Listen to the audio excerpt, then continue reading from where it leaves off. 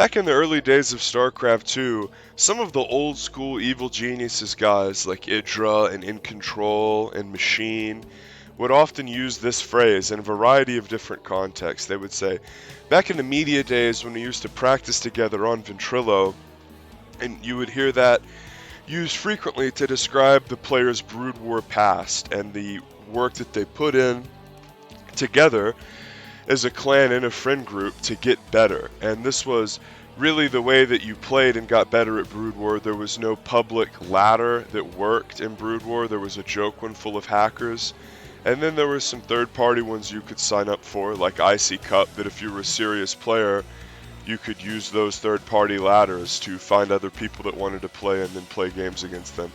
If you're a console gamer, think like game battles and like Call of Duty, where you are playing against other people that really care about the game, and in StarCraft's case, you were running an anti-cheat to make sure that they weren't cheating, and then you would report the results. Oftentimes, you would meet people doing this, and then it would be like, okay, well, we'll play like 5 or 10 games and become practice partners. StarCraft 2 is more of like a sterile and less friendly playing and learning environment where people just spam the ladder over and over, because the ladder in StarCraft 2 works. Like, there's an MMR system. There was no MMR system in the original Brood War ladder. So if you were serious, you would just play like total newbies all the time. So oftentimes what would happen was this would happen. See these extra names on the scoreboard? You would pile into games with your homies, and they would observe, and they would all be in one Ventrilo chat. You'd be alone, and your opponent would be alone. And then you would play a 1v1, and everyone would watch.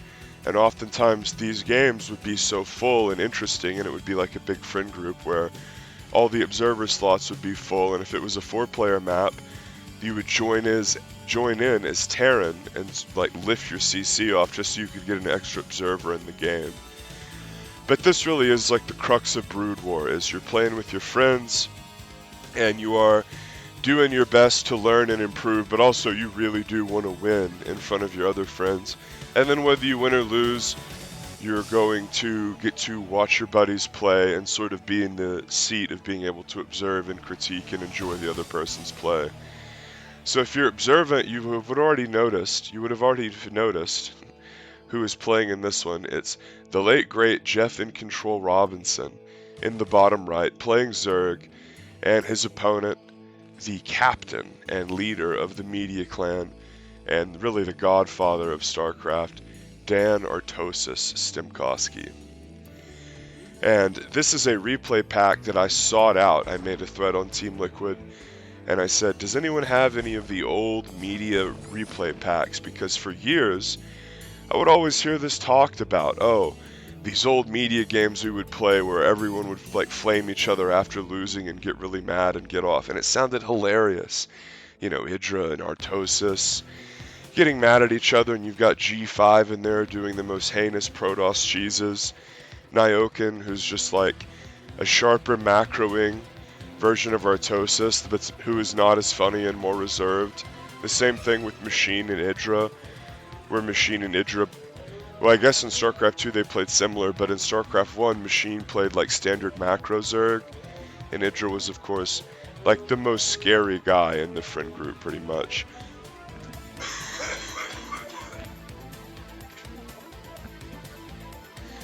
As everyone in the Media clan knew, okay, I'm about to have to play Idra. We've been playing different custom games for hours and hours, Artosis versus Incontrol, G5 versus Artosis, Machine versus LZ Gamer.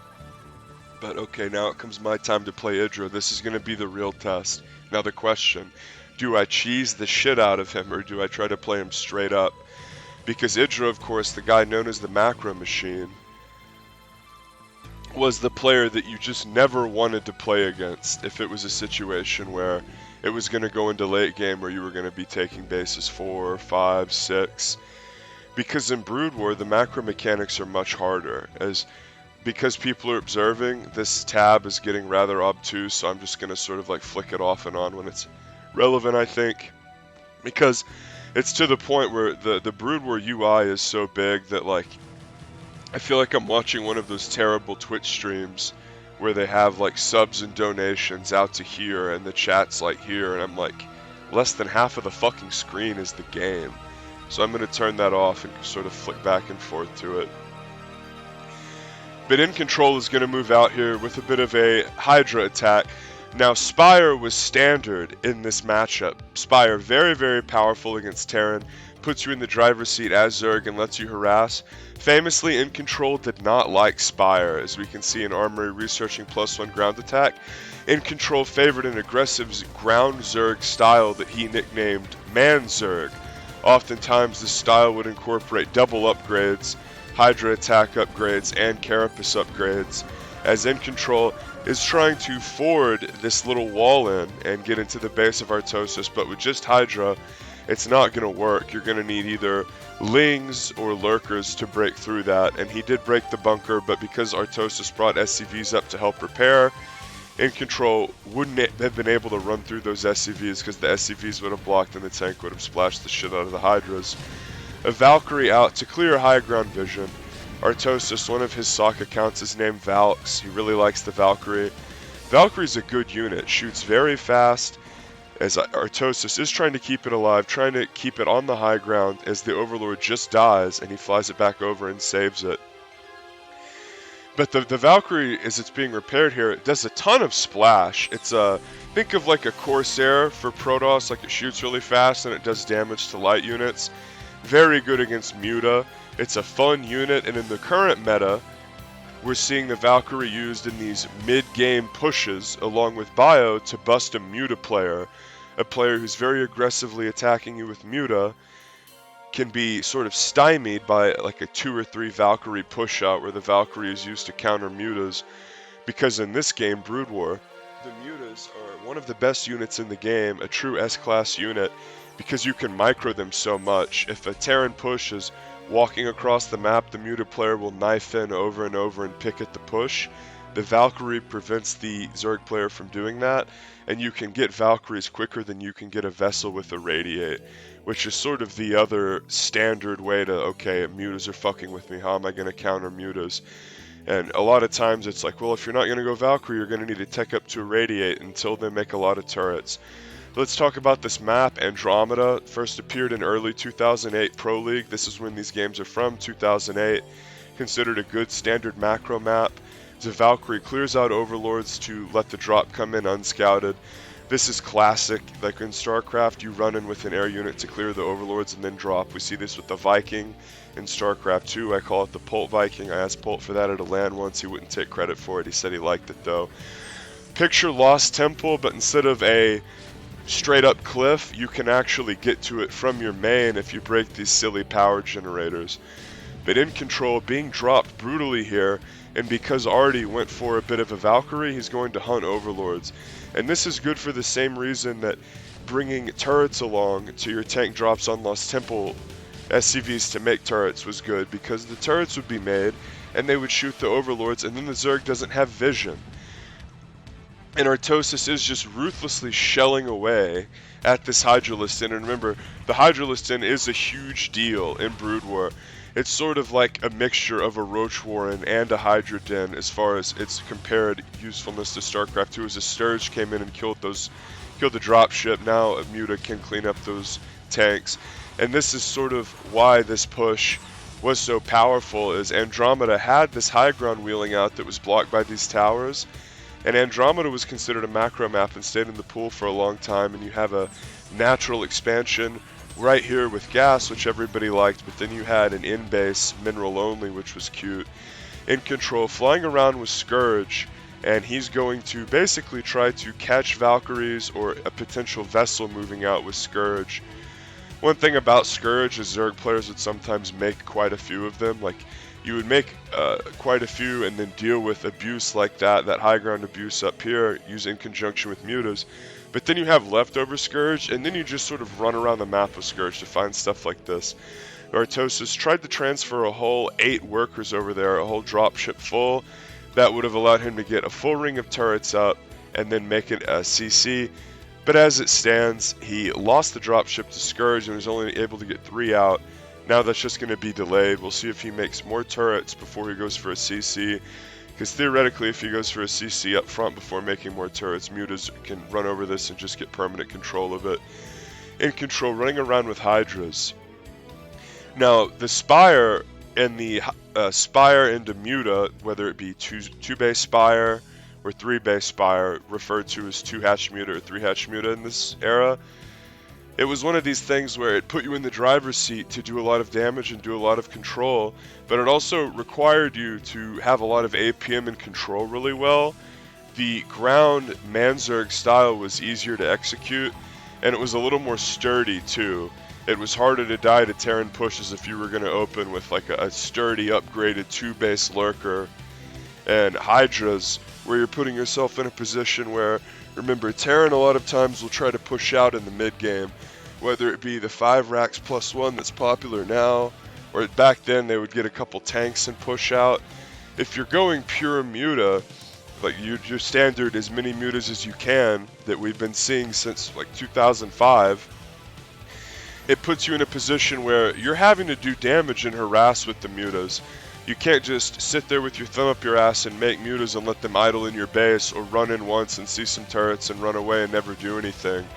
Because if the Terran doesn't take any damage to the Mutas, they're going to outscale you, as we see Incontrol seeing, okay, Tank Vulture, this is pure mech. This is exactly how you want to macro and structure your buildings in SimCity. All the factories as close together as possible, and then next to the ones with Machine Shop, these are your facts just for Vultures. So Artosis is going to stage a huge attack here to the northeast. Incontrol's establishing bottom left, and this is a very common thing when you play against Terran, is the Terran army oftentimes will be very powerful straight up, and especially if they go for this mech style, if they want to fight you and want to force it, they're going to really be able to in certain spots. So the way to combat that is you out-expand them. The Terran mech is a very immobile, slow force, and Incontrol's going to swing in here. He doesn't want this 3 o'clock base to die. Goliaths are going to focus the Mutas. The Mutas really here, the bread and butter of the Zerg, and the Terran siege tanks, the backbone of the Terran army. And as long as all the Mutas die, Incontrol's going to have a terrible time defending this. He was really relying on the Mutas flying in there, killing all the Goliaths, and then Artosis just not having anti-air. But Artosis, having mines out in the middle, continuing to push forward, sieging this base, running his vaults in. And Zerg will always try to expand rapidly and in the corners and away from Terran. Just like in StarCraft 2, if Terran can easily push sort of a middle base, like Zerg would never fast expand here, because Terran could just fast push from here to the middle and easily kill it. Oftentimes Zerg players will take their thirds up in the corners and then put lurkers up on the high ground. Andromeda, not really so good for that, because you have an easy to defend third right here, and because you have those pocket bases, you're going to be more central to your base as opposed to a more normal map like Fighting Spirit. You'd be way more likely to take those corner bases first. And Artosis is sieging this low ground. He's going to get the Valkyries up on that high ground so he can get vision. And this map, Andromeda, even though it's considered a macro map, these high ground cliffs in this structure is very good for Terran in the mid game and the late game. Now, even if Zerg makes quite a few Scourge Muta, if Terran makes a lot of Valks, it's very hard to keep air control, as Idra is not in this game, but Idra is a very big part of the Media clan, which both these guys were a part of, and Incontrol swinging in here and attacking with Mutas, as this is a game that Idra would really appreciate, a standard methodical macro game, where both players are really taking swings at each other, and the siege tanks are going to try to clear the Hydras. The Defiler does not have enough energy to cast anything, and Artosis does have to retreat. 2 hatches still up there for Incontrol, and no gas here. Remember, it's a mineral only base, so that's one thing about making your macro hatches next to your existing hatches, is if one of the bases weirdly dies, it's not the end of the world in terms of mining. Vulture bikes are going to scream northwest as we see this southeast base has been established as these vultures go northeast into the top right part of the map. And it's very common when Zergs would take these corner bases to put a couple lurkers up on the high ground. But whenever you have a weird main base that has a built-in natural, that sort of becomes not as easy to do. It's not as easy to hold these corner bases on Andromeda as it would be a normal map. See, a lot of macro players would think like, oh, you would love the fact that there would be a built-in in-base expansion a pocket base, as it were, on these maps. But as you go into the mid-late game, those bases aren't really as good for Zerg, because mineral only, who really cares about that? It's that mineral only is good for Protoss, but Zerg really wants to be getting gas for Defilers, as Incontrol's rooting around with Scourge here. But these high grounds make this base insanely droppable and very vulnerable, and the way this is structured is a little bit inferior to a standard map where you could just do a set of lurkers up here. In terms of the attackability of, like, a lot of different maps, it's like, oh, if you didn't have a dropship, you just couldn't get up there. But on this map, as you see Defilers come out, you're like explicitly building dropships, because you can fly around with dropships and drop bases up on these little high grounds. Picture these as like little Lost Temple cliffs, as I just hate these critters. They're just so distracting on the minimap. If you're trying to play and defend, you're like, is that a drop? Is that a drop? I played on Blue Storm the other day, and it's like, there's fucking pterodactyls everywhere. And we can see Incontrol is trying to manage these high grounds. He has Overlords up here, he has Scourge, but Artosis has just done such a phenomenal job with these Valkyries of punishing and killing Overlords.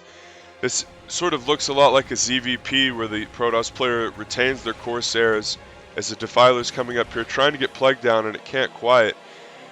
But if you control the Overlords, you limit their vision for drops, but then once you get the drop down itself, the player is in a position where they literally can't even see it and can't defend it because of the high ground. So Incontrol is going to lose top right here, as Artosis has been macroing phenomenally, because he's almost maxed out and he's building stuff out of his facts, not queuing up too many units. Notice he's laid mines down here. Very intelligent whenever you go attack a Zerg's top right in this matchup, whether it be a corner base or more of a weird like multi-base structure like Andromeda. Just lay mines in your retreat path, because almost no matter what, like, they're going to A-move stuff up there. They're not necessarily going to have Overlords, and if you're constantly killing Overlords and maintaining map control, notice that Incontrol is supply blocked as a big plague goes down there on the Valks. I guess that's what Geoff was trying to do earlier when he ran up there with the Defiler. And the Valks are very, very low. But once you get this many Valks, they do so much like rapid fire splash damage that it's sort of hard to just like Zerg them down with Scourge. Like, as long as you're watching your army and you have them like A-moved and they're not just idle. And this is one cool thing about Plague, is you can chip away at an army and force your Terran opponent to repair. A bad player will just like let his stuff get plagued. But this is intelligent to see Artosis do mass repair here. This is like way more of a pain in the ass to micro, because there's no auto repair like in StarCraft 2. Notice that these bottom left bases are alive and kicking for Geoff Vincent Robinson, the late legend. And this double high ground over like the natural choke sort of reminds me of the map Colosseum, as we see another drop here. At Colosseum, a map where Incontrol famously cheesed Idra, where Idra was at the peak of his powers at WCG America, and he only lost one game at that whole tournament, and it was Incontrol like 4 pools sunken rushing him, as there's that weird little like creep at the natural of Colosseum. Because remember, Colosseum, it's like your main's here and your natural's here, and or your main's here and your natural's here, and then there's like a big weird gap. And a lot of times in Brood War, a lot of very specific things have to be fulfilled for a map to be like playable at the pro level. In terms of like, the Zerg has to be able to build static defense at their second base or their main base. And if there's too much of a gap, then well, it can be very hard for Zerg to hold early versus Protoss. And that's why there's neutral creep on Colosseum. And of course on this map, if you just take the natural here, you can use the normal sunken setup. A lot of times on Zergs, we'll see them put sunkens at their naturals. That's because they work so well in conjunction with lurkers, and if you're going to be attacked, oftentimes it's going to be right here. And that's why when Zerg gets into the late game and they get up into Defilers and they make like 5 sunkens, think like on Fighting Spirit, on like the natural, and you just make like a lot of sunkens here, and you have like 1 Defiler and a few lurkers. It's like impossible for Terran to break that unless they have dropships and go around. And they're really not even breaking it if they do that, are they? Well, just consider that, and consider that, okay, well now you make the terrain in such a way where the Terran is severely encouraged to go dropship. And Artosis has done a phenomenal job of maintaining air superiority in this game. It's very, very difficult to deal with these tanks drops whenever you can never maintain overlords. And here Scourge come in and they kill a few Valks, but Artosis is just being so fastidious about his air control here. It's just nearly impossible to defend. His Incontrol's been doing an Admiral drop. He has Hydras down here. He had Scourge. He's had Overlords on the high ground. It's a great example of if two players are doing the correct thing and playing intelligently, what it looks like. Because even if you're ready for something and try to counter it, if the other person executes well, it doesn't necessarily mean you will just win just because you were ready for it and sort of knew what the other guy was going to do. Ultra screaming northbound here as Incontrol is trying to retake top right, really trying to rot out this Terran entrenchment in the top right. And a lot of Overlords are leading. This is because of the plethora of mines. And this is something that smart macro players do, whether they're going for a mixed bag or they're going pure mech, as they're constantly laying vulture mines out and making it hard for Zerg, because Zerg just wants to A-move these plethora of control groups across the map, all these Lings, all these Hydras, all these Ultras. It's hard to control these big maxed out armies in Brood War. And it gets to this point where, oh holy shit, just getting your stuff from point A to point B is very hard.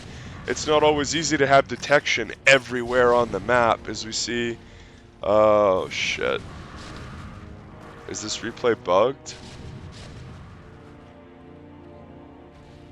Or is Artosis just not macroing? Okay, there it goes. So it's not bugged. So one really brutal thing about this game, StarCraft Brood War, StarCraft Remastered, is like I want to cover these old classic great games and show you guys these old school media games from 2008. Well, the replays are bugged out and don't fucking work. And it's not just the replays, as I've seen in the ASL, Artosis and Tasteless years ago, like watching a live game in studio is another tank drop, devastated a base and is going to be cleaned out. They were live observing a fucking game and it bugged out. And like, what is a bug out, you might be asking? Not like a Johnny Drama bug out when he's smoking pot, but a bug out within the context of a Brood War replay. It's whenever, for whatever reason, the game you're watching just fucking breaks, and it's weird. It'll show some of the units still moving around, but then everything that the players make just go idle, and there'll be like 15 SCVs here, and their money will just keep shooting up, and they'll never spend their money. And it's like, well, I know Artosis sometimes will get supply blocked, but I know he's not floating all the way up to 7,000 minerals, and then you realize, like, oh, the replay fucking bugged out, and like nothing is, like only like a couple things are moving on the map, and there are like 15 idle workers. That is natural. I don't think there's ever been a point in Artosis' Brood War career where he's had 15 idle workers at a base, not even back in the day in 04. But we can see their money has gone down here now that the fighting ceased temporarily and this replay isn't bugged. Incontrol slamming in to Dan Artosis here, ripping in with Hydras, ripping in with Lings. Muta's leading the way as well. Lots of Valkyries here, and it's very, very difficult to attack in here with Mutas with such a high amount of Valkyries. As if you think about Valkyries, they're sort of like Liberators in StarCraft 2 when they first came out. They just do so much damage to light units. Whenever you have a couple of them, it's just like, man, your Mutas evaporate. And Incontrol gets wiped there. He's running very low on money. This base isn't really mining. This base has been tank dropped to shit and isn't mining. And Artosis is probably going to surge into the bottom left here and deal a killing blow. Now, if Blizzard cared and I could actually contact one of their mods that would answer me, like the RuneScape mod Ash, then maybe we could get this patched. Because it's not just, oh, super old replays, what are you going to do about super old technology? Of course it's going to break. No, I've seen this happen in a live game. This replay bug is a real problem. And this is never going to get fixed because Blizzard doesn't care and they're counting their money and trying to pretend Overwatch is watchable. And the crux of the issue is this. This replay pack that I asked for on Team Liquid and someone linked me was an old Incontrol replay pack. So I'm going to be bringing you a plethora of these old 2008 media games, and almost all of them are going to have Incontrol in them, which is great. Everyone loves Incontrol. But here's the bummer. It's that this replay pack was huge and had like God tier games versus Koreans, but probably 70% of these replays don't work because, oh, it was before patch 1.6, so a lot of them are just not going to work. Try downloading an old Brood War client and patching it to I'm not going to do that. Alright, I'm gonna have my old Brood War disc. How am I gonna patch it to a specific version of the game? And just to see replays, so I'm gonna sift through all these replays, and I'm gonna find the games that are not only good but work. And unfortunately, just because of the way that the bug works, the longer the game runs, the more likely the bug is to kick in. And obviously, we want to see these really cool macro games, so that kind of sucks. Because it's like, oh, the games where he just doesn't see the lurkers move out and dies, like, yeah, those replays work. But most of these epic games, the replays bug out and just don't work.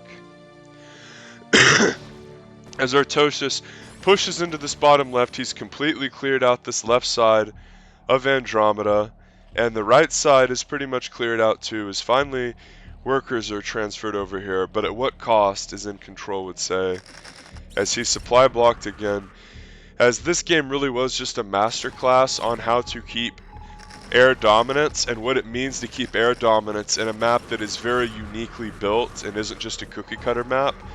Part of the problem with StarCraft 2 now and why the game feels so stale is all the maps are cookie cutter and don't have any unique features. There's unique features on like every single Brood War map, and if we look at like from when the game came out to 2010, a lot of the maps were really weird and you had to play around them because of how bizarre they were. And it makes watching them interesting because look at this map, Andromeda. There's like double high ground over your natural and an in base, but there's also power generators that block off some of the high ground. So it's sort of like, oh, it's a good macro map because you can take a natural in base early on. It has a pocket base. But then it's like, well, your natural third base, your third base that you're going to take in almost every single matchup, even Zerg, suddenly can be dropped. And because Artosis was so diligent about making Valkyries, and notice they have +3 attack at this point, that's just brutal. It made keeping control of these high grounds very hard for Incontrol.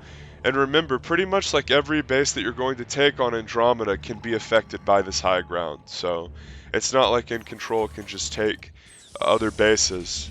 And it's a lot like Lost Temple in that way, where like on Lost Temple, like that pocket gold base can be spotted from the high ground. The natural can be spotted from the high ground. The fucking island in the corner can be hit from the high ground, at least the corner of it. You can like ferry stuff over, so just brilliant play from Artosis, like really understanding the map and microing well. If you notice, Artosis was always diligent about like leading with his Valkyries for a drop. He was always diligent about having the Valkyries go in before the push. He was diligent about like having the Valkyries in with the push. Artosis like really showed how you were supposed to play macro on this map, and this is just the classic media macro game where both players go back and forth, and Incontrol is like sort of in his death throes here as he sees the base count and he's sort of aware of the fact that Artosis is barely mining. And a lot of the times when you're in games like this, it's like if he's not mining at all and this is really his last army, and if I can just like get enough army out, then maybe I can win. Incontrol just doesn't have much going on at the moment, though, unfortunately, as far as mining goes. Like, he sort of has this island, but Artosis is sieging up over here. And with the production tab going blank and the APM count starting to go low, you have to ask yourself, like, did this replay bug out? As we see, Artosis has pretty much killed Incontrol here. And it sucks because it's like they're playing this epic back and forth macro game. And it's to the point where you know Artosis is going to win, but you see some stuff fire up in the production tab. It's just really loathsome to have to ask yourself, like, is this replay bugged, or is it just a scrappy game where they're focused on microing? Like why isn't Incontrol making ultras or defilers? Why isn't he making anything? Like, you see some drones there, but like, what is going on in this game? And it's just like, as a caster, I'm looking at these like fucking 15-year-old games, and I'm having to ask myself, like, what was the meta? Like, what were the players doing or thinking? Like, were they talking about something in Ventrilo? And it looks like this fucking replay might have officially bricked out. And like, it's Incontrol, so you're sort of like asking yourself, like, is he just fucking with Artosis and like making him kill him? So we'll speed it up a bit more here as we see just nothing on the production tab for Incontrol. But if we think about what happened in the game, virtually as soon as this top right contingency was killed, Incontrol didn't have any hope left and was lost within the game. And again, I see this and it's like, why isn't there an orbital there? Why is this whole army here? Just bizarre. Okay, now Incontrol's upgrading air attacks. Yeah. So this replay made it through about 30 minutes before it was bugged out. And now you guys sort of can figure out, and like, I'm like still flummoxed. Like, is Incontrol semi-AFK here fucking with Artosis? Yeah, okay, so like, it doesn't look like this is bugged out. It now looks like they're fucking with each other. So like, it's very, as Artosis leaves. So, I don't know. Obviously Artosis like won within the game, but I think like something silly was happening like within Ventrilo there where maybe like Incontrol verbally conceded and they were just talking about the game after, but we can see around right here is whenever the game really ends, whenever the top right push is executed.